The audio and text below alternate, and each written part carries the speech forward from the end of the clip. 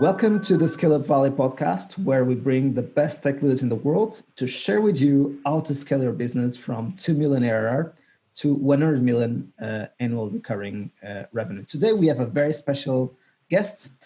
His name is Brad McGinity, Chief Revenue Officer at 15Five. And you will help me, Brad, with your surname to start the show in the best way possible. Absolutely, Mike. Thanks so much. Brad McGinity. That second I is oftentimes hiding in there, but you did pretty well. Thank you very much. It's really a pleasure to have you on the show. Thanks again for making the time.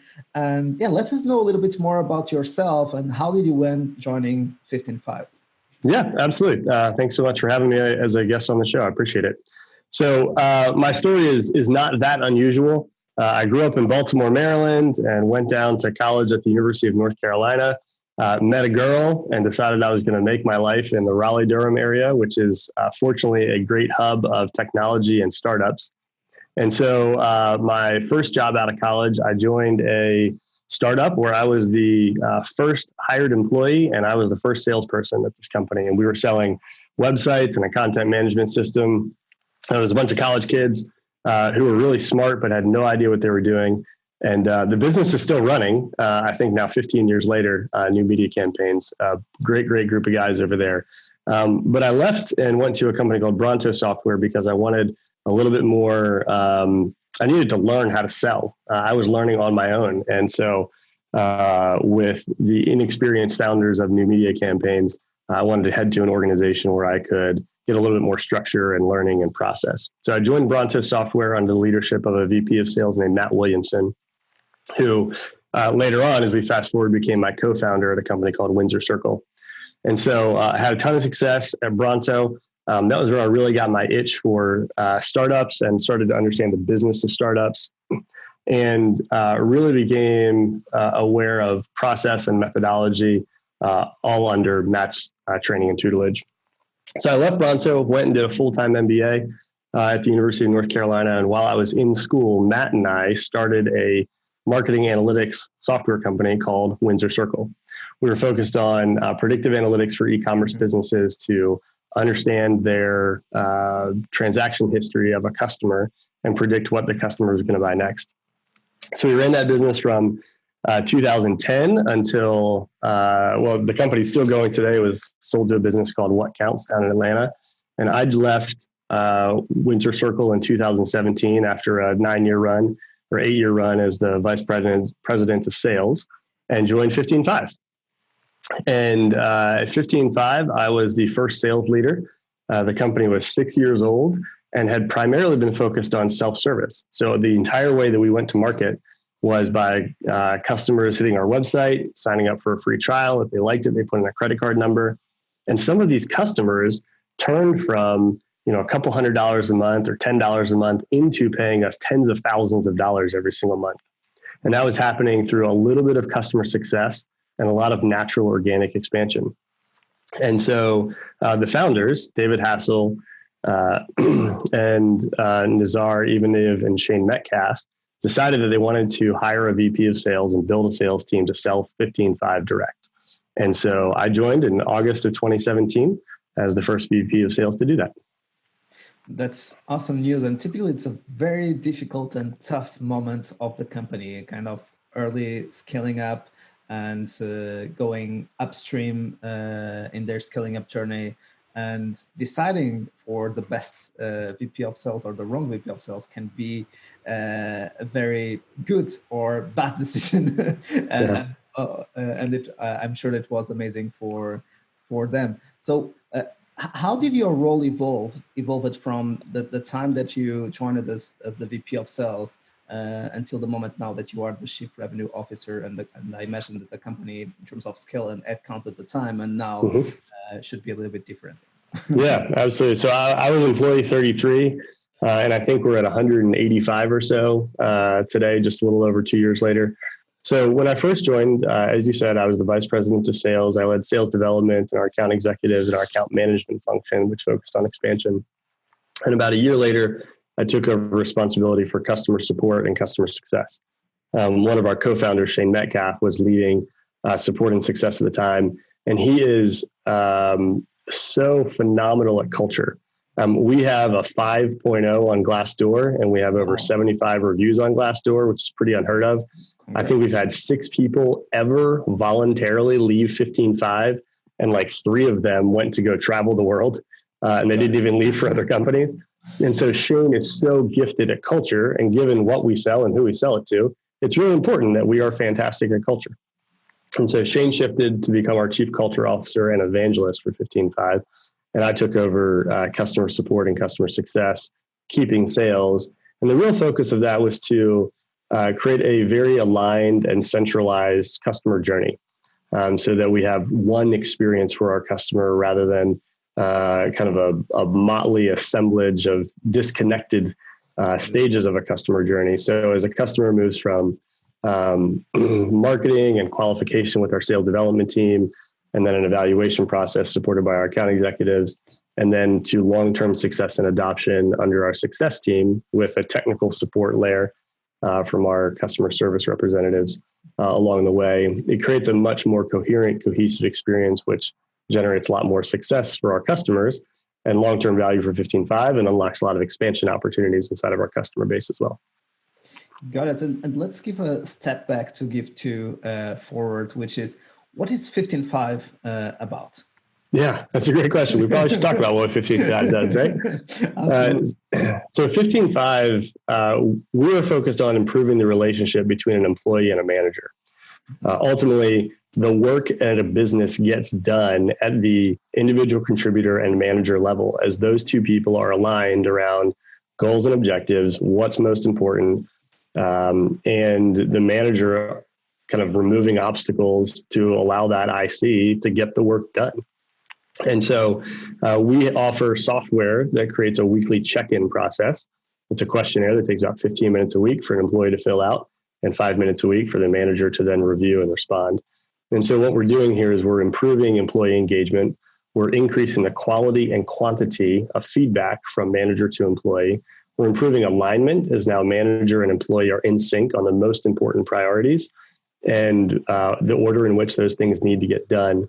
And then there's a whole system for giving one another high fives, and you get this whole kind of, we call it the Facebook feed of positivity, right? You just get this run of coworkers complimenting and thanking one another for a job well done, which has a significant improve and lift on morale.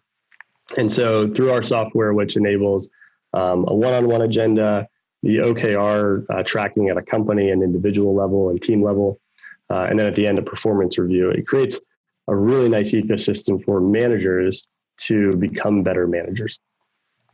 And I assume that part of the huge challenge related with the product, I'm not sure, I'm just guessing and taking some risk here in the podcast live, are related with the habits, to develop the habits of every single week, get there and do the job to make your life easier. Is it true, or it's much easier than what I thought? Yeah, no, I would say that's exactly right. I mean, the problem that most of us have as managers isn't that we don't know what we are supposed to do. It's that we forget in the moment to do the things that we know we are supposed to do. We haven't developed the habits and the muscles. And so a lot of what 15.5 is bringing through software is the infrastructure and kind of the scaffolding that a manager is just kind of served up with inside of our product, to ensure that the right conversations are happening at the right times. And so, for example, it's very easy as managers to sit down with your employee at the beginning of a quarter and set some goals. And then you're like 80 days into the quarter and you're like, crap, how are we doing against our goals? Instead, 15.5 forces the employee to update their goals on a weekly basis. And so now manager and employee are both confronted with how that employee is doing. What kind of progress are they really making? And so it ensures that the manager is now having the right conversation with the employee at the right time, which should be at least weekly, to understand what kind of progress we're making. How do I unlock or unblock the obstacles that you're facing, and ensure that you're really on track to achieve the things that we as a business need you to achieve. So yes, I would say very much this is about creating habits. And it's not that managers are bad managers because they don't know what to do. Oftentimes we know what to do. We just forget because we're busy and we're dealing with fires all the time. Absolutely, and this is something also very important. So we are so busy, especially on the scaling up journey, that we forget to develop ourselves. And at Hmm. certain moments, we might be in a situation where the company is growing faster than ourselves, and Yeah. we don't have any more the skills and the mindset to deal with the growth of the company, the growth of the team. How do you work on yourself, and how do you keep your mindset and your skills growing faster than the Yeah. company? All I do is listen to the Scale Up Valley podcast. That's literally the only thing I do. No, no, it's a great question. Just listen to this podcast, everyone. No, I think that one of the important things that we need to recognize as leaders is that leading and managing are two different things. And for us as middle managers, right, I'm not the CEO of 15.5. So technically I'm a middle manager, but also sit on top of an organization that has 85, 90 people in it. And so I'm very much in a leadership role where I'm casting vision. And so in this concept of can we as individuals scale and grow as fast as our organization can, right? So 15.5 is going to double from 2018 to 2019. And can I as a leader double my skill set? That's a really hard thing to do. It's a really hard thing to talk about. But what can double for sure is my vision. And so we're going to embrace new selling methodologies, the way that we interact with our customers and our customer success managers, like that's going to change. The level of executive presence needs to change. Our messaging is going to change. And sometimes that can be hard for an individual contributor to essentially like double their skill sets. But my job as a leader, and for a lot of your listeners who are in leadership roles, their vision for what the future ought to look like can double year over year. And so then it's about creating the systems and the kind of practices inside of the organization that are going to allow the organization to double. So I think that's an important distinction that leaders who are listening need to embrace, is the idea that your vision can double. So then, like, how do I learn, right? I do read a lot of books. I listen to a lot of podcasts. I do read a lot of blogs. And I'm somebody who learns a lot through conversation and through dialogue.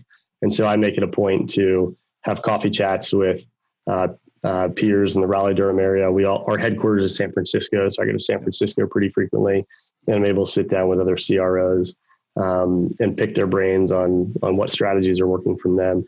And then the last thing that I think is really important is mentorship. So I try to cultivate a number of different mentors who have been to the places that I haven't been to yet. And I come in with a whole list of questions. I hammer them for answers. And then the important thing that I do with my mentors is I always circle back with them to say, here's what I've done based on your advice, because I'm not paying these people. They're just kind, right, generous folks who are giving me their time. And so what they are looking for is to know that they're making an impact. And so I always circle back to say, here's what I've done with the advice that you gave me, so that they can feel the impact that they've had. Got it. So let's move to the second topic of our podcast, which is we discuss a team. So how do we ensure that we don't become the bottleneck of ourselves, and that we keep growing faster than the company, that we structure the ideal team for each stage of growth of the company. So now it's all about the most difficult part of our jobs, which is of defining what we will not do and what we will double down on. So how do you define your own OKRs, and how do you help define the company OKRs, and how do you deal this fear of missing out? I believe it's kind of this. So we are trying to scale. So in principle, the natural thing to do is to add more things to do. So we need to do more instead of doing less. And you will explain me how do you how do you feel about it? Yeah, absolutely. So I'll quickly tangent, and then I'll come back to your question. One of the most informative speakers that I ever talked to was the guy who was the chief operating officer at an airline. I think it was United Airlines, but I might have that wrong. He later became the CEO of Red Hat, which recently sold to IBM for $34 billion, a guy named Jim Whitehurst. And so the airline that he was the chief operating officer was coming out of bankruptcy. And what he did was he put together a plan of what the airline was going to do to come out of bankruptcy and turn around customer experience, et cetera.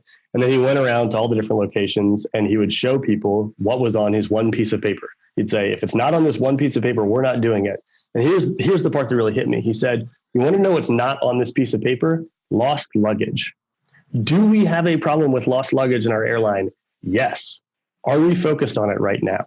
No. We are focused on time. We're focused on in-flight experience. We're focused on all these other things. And these are the only things that we are doing. It was just this intense level of focus. And for me, that was so important to learn 5 or 6 years ago, to recognize that, like, I mean, I constantly have team members coming to me and saying, Brad, this is broken. Brad, we need to fix this. And fundamentally, they're right, in the same way that the airline had a problem with lost luggage. But we as leaders have to get our people to focus on the things that we have determined that we are going to do. And if it's not on our one piece of paper, we're not doing it right now. And so much of that happens through OKRs. And so I know, Mike, that you're a fan of Rockefeller Habits. We did Rockefeller Habits at Windsor Circle for a long time. We then transitioned over to Entrepreneur's Operating System and Traction, which is kind of like a cousin to Rockefeller Habits. I think they're both great methodologies. Both of them, and Rockefeller Habits even calls it the one-page plan.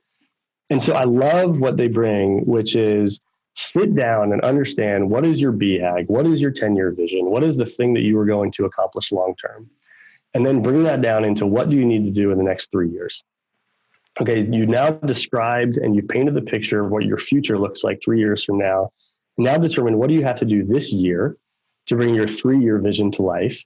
And now what do you have to do this quarter in order to accomplish your goals for the next year? And so for the last probably 7 years of my career, I've done quarterly strategic planning and annual planning, where we kind of reset and rethink is what are we kind of trying to do in the next 3 years? What are our goals for this year? So right now we are literally in the middle of 2020. Excuse me. We're literally in the middle of 2020 planning. And we are ensuring that we have clarity on what are the most important things that we must accomplish. And then, of course, we bring that down to the quarter, and then we'll kind of reset our goals on a 3 to 6 month basis, depending on the type of goal that it is. Then everybody puts their OKRs into 15.5. And on a week, because we obviously offer OKR tracking inside of our software. Absolutely. And so now on a weekly basis, every single employee is confronted with their own individual OKRs. And I am presenting to our entire company progress against our revenue organization's OKRs. And so we are making these things top of mind. And we're very clear that this is the set of things that we have to get done. And if it's not on this piece of paper, we're not focused on it right now. And it doesn't mean it's not a worthy thing to focus on eventually. So let's put it on our list of future things that we might tackle. But for right now, we are focused on this set of things. So to your point about, like, how do I not become the bottleneck? It's locked up in this idea, which is, here's my intention. Here are the things that we're going to accomplish. And by the way, you also understand our goals for the year and for our vision for 3 years. And so we then give decision-making power. We want to push it as far down the organization as possible. Southwest Airlines is famous for this. Actually, another airline example. You want to push the decision-making power down the organization. You can create some policies that help with that. But so much of it is that each individual understands where we are going as a business, so that they can make decisions that are aligned to the strategy that we've made very clear, rather than me having to make every decision.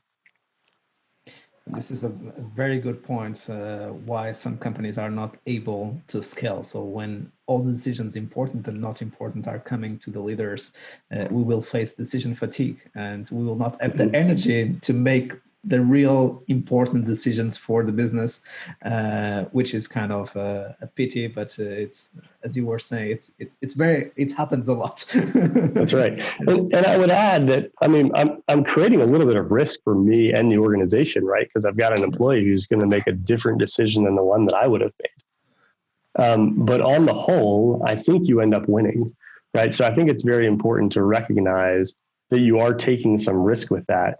And that means that you can't get mad at the employee later on for doing their best. And you have to assume positive intent, that given the information that they had at their time, their level of experience and expertise, they did their best to make the right decision. And so if they end up making the wrong decision, which will happen, you don't berate them, you turn it into a learning opportunity. Absolutely.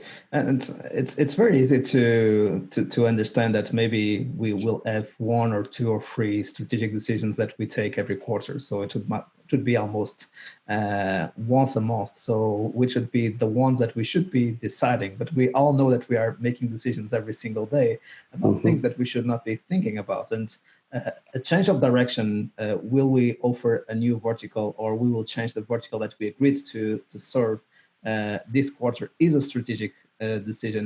Is this a life or death experience? This was not in the budget, and it might close the company or make us feel in bankruptcy. Okay, I want to know, and maybe I need to go to the CEO to talk about this and to the founders before I make a decision on this. So, and I think that that's really sometimes even the definition of what is a strategic decision, and that's why the C-suite is there, to really have the responsibility about decisions that can change the direction of the company. And the majority of them, nothing will happen because they also can be corrected. Yep, absolutely. So I had an executive coach last year, and one of the things that she was really helping me with was my growth and development, right? And we talked about, can I double my abilities as a leader? And so she gave me some guidelines as a CRO, which I think might be helpful. So she said, number one, I should be focused on decisions that involve more than one department, right? So I lead 6 different departments. So I should be involved in decisions that are going to affect more than one department. We talked about it being only decisions that are, quote, big decisions. And so we kind of arbitrarily came up with the number of $500,000. If the decision isn't going to create $500,000 or cost $500,000, then I probably shouldn't be involved in it. And you can pick for your own business, like, what is that number, right? But I try to think about that. Like, is this worth $500,000? Then no, I'm not going to be involved in it. Another one was, she said, delegate anything that somebody can do 80% as well as you, which I thought was a great rule of thumb, right? And so there's a lot of things that people can do 80% as well as me. Heck, there's a lot of things people can do much better than I can. And so if somebody can do it 80% as well as me, delegate it, which I thought was really helpful. And then the other thing that she pushed for was that for me as a C-level executive, I need to be working more across the organization. I should be spending more of my time working with other departments outside of the revenue organization as well, and up, and coordinating the things that are going to happen there, and spending less time working down inside of my organization. And so I have weekly one-on-ones with my leadership team. We call it the revenue leadership team, the RLT. They submit their 15-5 check-ins, which gives us an asynchronous ability to stay aligned. And of course, I know their OKRs at their department level, and they know them at the revenue organization level. And then we do a weekly meeting built on Entrepreneur's Operating System. There's a similar model in Rockefeller have it. It's called the Level 10 meeting. And we follow the Level 10 agenda to a T. And we do that every Wednesday. That'll happen tomorrow. And other than that, they run their departments. They know the objectives. They know that I'm here to support them. But it is ultimately their responsibility to get the work done. So this allows me to now focus on working cross-functionally, focus on strategy, work on board level engagement, work with my CEO on different things, and know that the right things are getting done farther down inside of the organization across my team. And this is an amazing example that you are just sharing with our community, because I think it was Zohar, the CEO of Whippets, a company based out of New York, who said on the show that part of the job of the CEO is to have another CEOs around him in the leadership team. So world-class VPs are people that would be very easily the CEO of the business themselves. So they are so good, and they understand the business so well in a holistic perspective. They can make decisions related with the business, not with the function. I love that. They have a strength around the function that they are leading, but they are really prepared to go to the CEO position and start making decisions. And if we kind of apply the same rule to our teams, it's the same kind of association or analogy that we can do about everyone on our team can become the next me, and put himself or herself in my position and make a decision about the team. And I think it's a very good analogy that you were just sharing with us today again.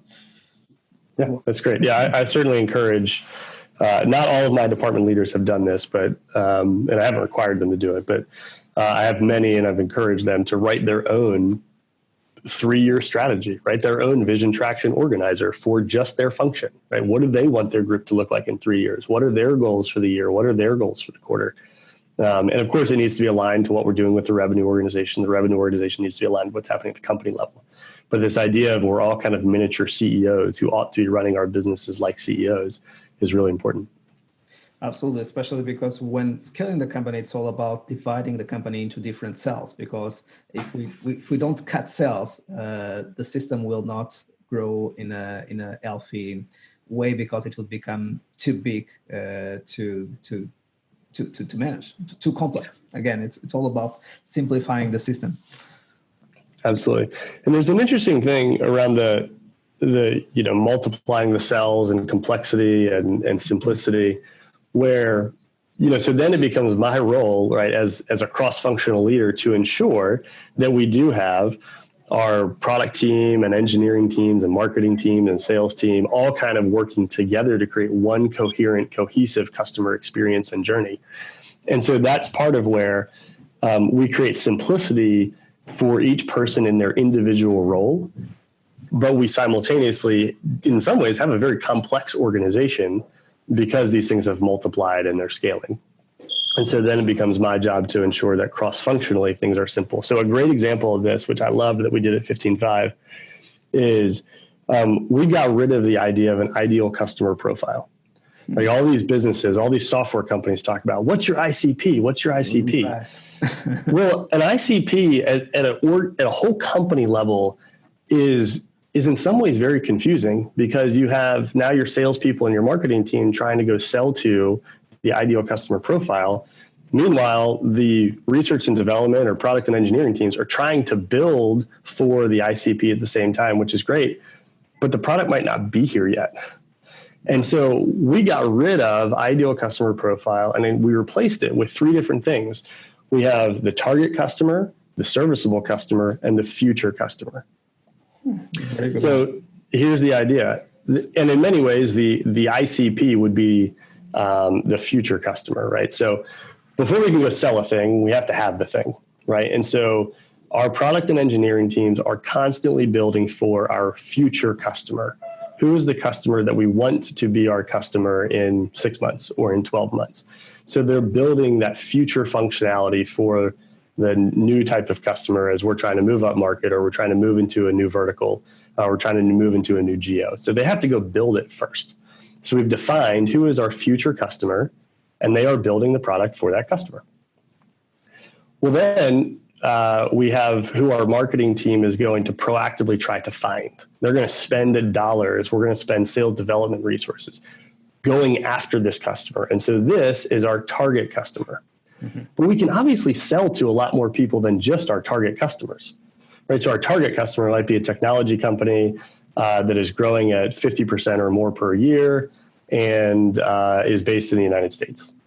But I can sell to a services business based in Canada as long as they speak English. Right. But they're not my target customer. So I don't want to spend marketing dollars to go get that customer. But if they come inbound, you better believe that we're going to try to win that deal. So that's part of our serviceable customer. So what's interesting is that as a company, we don't have an ideal customer profile anymore. We have these 3 different things. But depending on your job function inside of 15.5, you're going after one of those things. If you're a sales rep, it says the serviceable customer is the only thing you care about. If you're a marketer, you only care about the target customer. If you're a product manager, you only care about the future customer.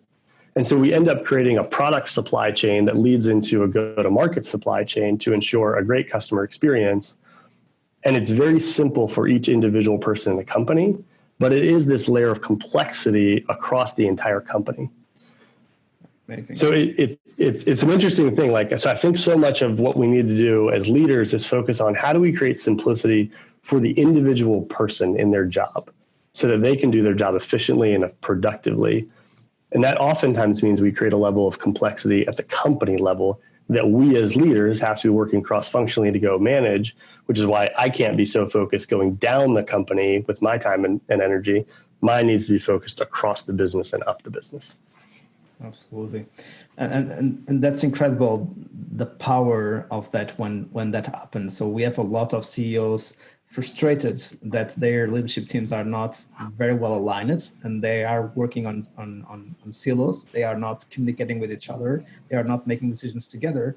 And at that stage, that's incredible to have maybe 5 to 7 people in the leadership team, and they are kind of helping the CEO to do his or her job in a much stronger way, because they are being really a collective intelligence mechanism to make decisions that are in principle much more intelligent than just one person or one man or one woman show. Yep. Yeah, absolutely. It's a good one. And let's move to execution. So we discussed it again, people, strategy. Now let's go for execution. Nowadays, and that's part of what 15.5 allows us to do, we have all our own rhythms, our dailies, our one-on-ones, weeklies, monthlies, annuals. So what are some of the meeting rhythms that are the most useful for you to lead your team and to assure that clarity of vision and that execution pace, accountability, etc.? Yeah. So I'll kind of try to run through this very quickly as a list. And then if you want to dig in on any of them, we can do that. But maybe for listeners, this will help. And we're not doing anything that's totally new and innovative at 15.5, but it's certainly it's best practices for a reason. And it's working for us. Yeah. So we certainly do annual planning in the November, December timeframe every year as we plan out the next year. So we're currently planning out 2020 right now. We'll set all of our goals for 2020, and we'll kind of relook at the 3-year vision and set our Q1 3 months to 6 month OKRs. We have the time frame fit the objective or the initiative rather than the initiative get forced into a 3-month time frame kind of arbitrarily. So then we move into a quarterly strategy retreat where we will review our progress on goals for the year and kind of reset any objectives that might need to be reset or rebuilt. So that moves us from annual down to quarterly. Then on a monthly basis, we're actually starting a new thing. We haven't done this much yet, but where my revenue leadership team will come in and present on, it's just a 10, 15-minute presentation, but it's here's the progress against my OKRs and what I've accomplished in the last 30 days. Here's my commitment for the next 30 days. Here's where I'm stuck and need some help from everybody on brainstorming. And so this ensures that we're not trying to get all of our OKRs done in the last 2 or 3 weeks of the quarter, but we have consistent progress happening every 30 days with commitments and some brainstorming that happens. So that's monthly. And there's a handful of things that happen on a weekly basis. So I mentioned we do our weekly level 10 meeting every Wednesday. And the layout for that, there's one in Rockefeller Habits, there's another one in Traction, but we just follow that pretty much to a T. We do use 15.5 to submit a weekly check-in, which is asynchronous and via software. And so that creates some great visibility and alignment on a week-to-week basis. And then I do 30-minute one-on-ones. They're generally all on Tuesdays with my direct reports. The one-on-one is largely driven by my direct report, but we are reviewing the objectives to ensure that they're online and kind of like bring up any conversation that didn't happen already inside the check-in. And then I may have 1 or 2 things that I'm adding onto that. So 30-minute weekly one-on-one. We do a 30-minute company-wide meeting every Monday, review the company OKRs. Each department will give, we kind of rotate which department is spotlighted for that week to go deeper and give a little bit more in-depth understanding of what's going on with them. And then so that covers the week. And then we go into on a daily basis. I'm a huge fan of a 10 to 15-minute daily stand-up. Especially for salespeople, the daily stand-up needs to be, where are you against goal? What does your pipeline look like? What is the one most important thing you have to do today? Did you do yesterday's one most important thing? And then where are you stuck? Every person just quickly goes through it. On our daily stand-up, we actually have each person submit on Slack the answers to their questions, to those questions in advance. There's a little template. They drop it in advance of the stand-up meeting. And then when we hop on stand-up, they're kind of reading through it, but it creates some space for discussion. Oh, you're stuck on that. I can help you with that. It creates the public level of, here's what I was supposed to do yesterday, and I didn't do it.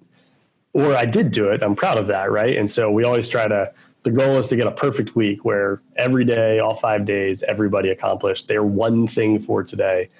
And I think the key is to not let your employees get away with something vague, which is like, I need to follow up with my customer, with my prospects. Like, that doesn't count. Like, what is the thing you have to do in the follow-up? Like, I need to get my customer to name their objections so that I can work on resolving them. Or I need to move this specific customer from a demonstration into a proposal stage and get their buy-in that they're ready to take the next step. So encourage the specificity in that. And that set of rhythms tends to work really well for me. Very, very good ones. Amazing. And I believe that one of the rhythms that people have a lot of resistance about is the one-on-one, which is everyone understands the concept, but everyone feels very not so comfortable to start the rhythm and how to lead the agenda, especially if we want to make the one-on-one more kind of live business plan session together, instead of being just going through OKRs. So how do you make your one-on-ones more productive and more useful for you and for your people? Yep. So one thing that I believe very strongly in is there needs to be a shared agenda, which is populated in advance of the meeting. I have had my team members come in with no items on the one-on-one agenda. And I have said to them 2 minutes in the meeting, well, I see that you have nothing to talk about today, so we're canceling. And they're like, wait. It's like, well, you didn't prepare for the meeting. You didn't come up with an agenda for this meeting in advance. It clearly wasn't important to you. So I think part of it starts with the mindset that every direct report needs to understand that this meeting is important. And if they're not going to take it seriously, I'm just not going to do the meeting. Right. So then the second thing is that I think that the right way to run a lot of meetings is one, you do need to quickly cover the metrics. If you're using software like 15.5, the metrics should already be known by both parties. And so that is very quick. And you're just saying, are there any quick highlights that I need to be aware of? And you got to time box this stuff, right? So like that's 5 minutes max, which leaves 25 minutes for kind of what's up or other talking points. Right. And again, those talking points need to be clearly defined. And I think it's important for the direct report to be able to say what they need out of each talking point. So, hey, I'm asking you for a decision on something. I'm asking you to just give me some feedback on this idea. This thing I'm just making you aware of, and I don't need any response on it. Any of those three are fine, but there needs to be a high degree of intentionality from the direct report to ensure that the meeting is productive. The last thing that I'll add is with a customer success manager or an account executive, where they are kind of in the weeds with their customers on a week-to-week basis. I think also you can pull out part of the one-on-one for a pipeline review if you're an account executive, or a customer update if you're a CSM, and you talk about what's going on inside of the business or that person's portfolio, and you kind of talk through the strategy of individual customers. And that's where a lot of the training and development happens for your ICs as they get better at their jobs through you providing that mentorship and coaching. So I honestly think of those one-on-ones with that level of direct report. It's a combination of two. You're really having two meetings in one. You're doing a one-on-one, and then separately you're doing a pipeline review, or you're doing a customer account review. And providing that level of coaching. So I think that the one-on-ones are really critical. I think you can really do them 30 minutes a week. I do all of mine on Tuesdays, which means I get a little exhausted by the end of the day. But because they are every week, if I have to cancel the meeting because I'm on an airplane all day on Tuesday, for example, I don't reschedule them. It's just canceled. And I'm going to see you again next week. And we have 15.5, and you know how to find me if you have something that's urgent, and I trust that you will. Very good points. Thanks for sharing your experience leading one-on-ones. And we got to the final question of the show, one of our favorites, which is if you'd have the opportunity to meet Brad at the beginning when he was joining 15.5, what advice would you offer to him? Oh yeah. So if you said that if I was joining 15.5, if you'll allow me to rewind it to maybe earlier in my career, my early 20s. Absolutely. So for me, I think if I were to rewind, I started Windsor Circle when I was 27 years old. So I was 5 years out of college. And I'd worked at, 2 companies, and I'd been in business school for a couple of years. So I had a lot of head knowledge, but I don't know that I had a very large worldview of how kind of business works or how different types of companies work. And so I think that if I were to rewind, I would focus on learning as much as possible in my early 20s and kind of mid 20s, late 20s. Focus on learning and learn at small companies, learn at big companies. Like as somebody who wants to spend my career in startups, I would have benefited from working in a larger company. It doesn't have to be a 20,000 person company, but go work in a 700 person or 1,500 person company for a couple of years and get exposed to the inner workings and the rhythms and a lot of the scaling processes that we've been talking about. You get a glimpse into what the future looks like in a way that you don't always see when you're just working in startups the whole time. So yeah, startups are more fun, but take some time, go do your tour of duty at a big company, and then you can always come back to startups. Also, I think that so many people, and I was guilty of this as well, they want to move into management so fast. And it's not that being ambitious and wanting to move into management is bad. But again, when you're focused just on learning as an individual contributor, it gives you, management's a very different job, and you become a better manager when you have learned a lot. And so if you can go and create a lot of exposure to different ways of thinking, different sales processes, different customer journeys, and focus on just the learning part of it and not taking on all the responsibility, the management opportunities will come. I promise they'll come. But use that stage to focus on learning, and don't be afraid to be an individual contributor for a longer period of time. Amazing one. Brad, thank you so much for joining us today. Absolutely, Mike. Thanks for having me. And to our community, thanks for being on that side. We keep here helping you to scale your business from 2 million to 100 million ARR. Keep scaling and see you soon.